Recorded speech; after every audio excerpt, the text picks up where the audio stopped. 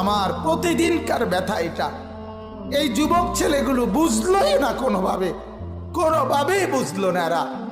এরা বুঝলোই না অভাব যে আসতেছে, দুর্ভিক্ষ যে আসতেছে, এর চাইতে বড় মহামারী যে আসতেছে, এরারে বুঝানো গেল না। এদের মোবাইলের নেশা এরা ছাড়লো না, এদের নর্তকী দেখা এরা ছুটলো না, এদের নাফরমানি এরা ছাড়লো না, এক ওয়াক্ত নামাজ পড়ার অনুভূতি এদের জাগলো না। হায় যুবক, হায় মুসলমান ছেলে, তুই বদলাবি কোন দিন ভাই? কোন দিন বদলাবি? তোর কারণে আরো গজব আসতেছে, আরো গজব আসতেছে। কোথায় নেমে গেছি আমরা? সেদিন পত্রিকা আসছে, ক্লাস 7-এর ছেলে, 7ম শ্রেণীর ছেলে কর্তৃক এক মেয়ে ধর্ষিতা।